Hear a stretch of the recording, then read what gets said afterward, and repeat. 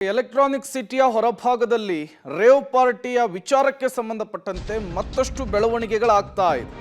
Electronic ಸಿಟಿಯ ಹೊರಭಾಗದಲ್ಲಿ rave party ಪ್ರಕರಣಕ್ಕೆ ಸಂಬಂಧಪಟ್ಟಂತೆ ಸಿಸಿಬಿ ಪೊಲೀಸರು ಒಂದು ಕಡೆ ತನಿಖೆ ನಡೆಸ್ತಾ ಇದ್ದಾರೆ, ಮತ್ತೊಂದು ಕಡೆ ಹೆಬ್ಬಗೋಡಿ ಪೊಲೀಸ್ ಠಾಣೆಯ ಸಿಬ್ಬಂದಿ ಅಮಾನತ್ತಾಗಿದ್ದಾರೆ. ಎಎಸ್ಐ ಸೇರಿ ಮೂವರನ್ನ ಅಮಾನತ್ತು ಮಾಡಿ ಆದೇಶವನ್ನು ಹೊರಡಿಸಲಾಗಿದೆ. ಎಎಸ್ಐ ಇಬ್ಬರು ಕಾನ್ಸ್ಟೇಬಲ್ಗಳನ್ನ ಅಮಾನತ್ತು ಮಾಡಲಾಗಿದೆ. ಕಾರಣ ರೇವ್ ಪಾರ್ಟಿಯ ಬಗ್ಗೆ ಮಾಹಿತಿಯನ್ನ ಕಲೆ ಹಾಕುವಲ್ಲಿ ವಿಫಲವಾದ ಹಿನ್ನೆಲೆಯಲ್ಲಿ ಈ ಅಮಾನತ್ತು ಆದೇಶವನ್ನು ಹೊರಡಿಸಿದ್ದಾರೆ ಬೆಂಗಳೂರು ಗ್ರಾಮಾಂತರದ ಎಸ್ಪಿ.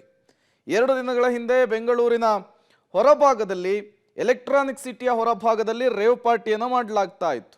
ಅಲ್ಲಿ ಡ್ರಗ್ಸ್ನ ಘಾಟು ಸಿಸಿಬಿ ಪೊಲೀಸರಿಗೆ ಬಂದಿತ್ತು. ಅದಾದ ಮೇಲೆ ಅವರು ಅಲ್ಲಿ ರೇಡ್ ಮಾಡಿದ್ರು.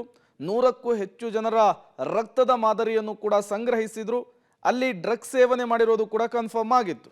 ಮತ್ತಷ್ಟು ಡೀಟೇಲ್ಸ್ ಅನ್ನು ಕೊಡ್ತಾರೆ. ಇದೇ ವಿಚಾರಕ್ಕೆ ಸಂಬಂಧಪಟ್ಟಂತೆ ನಮ್ಮ ಪ್ರತಿನಿಧಿ ನಾಗೇಶ್ ನೇರ ಸಂಪರ್ಕದಲ್ಲಿ ಜಾಯಿನ್ ಆಗಿದ್ದಾರೆ.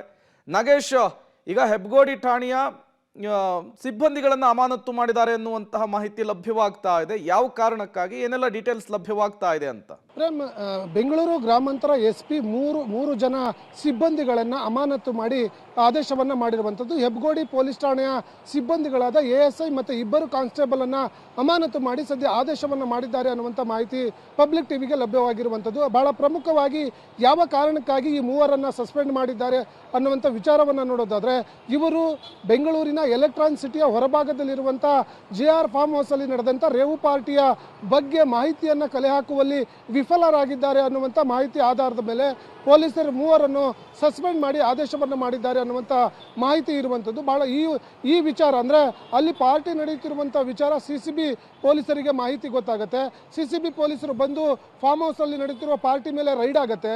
ರೈಡ್ ಆದ ಬಳಿಕ ಕೂಡ ಮಾಹಿತಿ ಕಲೆ ಹಾಕುವಲ್ಲಿ ನೀವು ವಿಫಲರಾಗಿದ್ದೀರಾ ಅನ್ನುವಂಥ ಕಾರಣವನ್ನು ಕೊಟ್ಟು ಹೆಬ್ಬಗೋಡಿ ಪೊಲೀಸ್ ಠಾಣೆಯ ಮೂವರು ಸಿಬ್ಬಂದಿಗಳನ್ನು ಅಮಾನತು ಮಾಡಿ ಆದೇಶವನ್ನು ಮಾಡಿದ್ದಾರೆ ಅನ್ನುವಂಥ ಮಾಹಿತಿ ಈಗ ಸದ್ಯಕ್ಕೆ ಇರುವಂಥದ್ದು. Prem, okay, thank you Nagesh ತಮ್ಮೆಲ್ಲ ಮಾಹಿತಿಗಾಗಿ.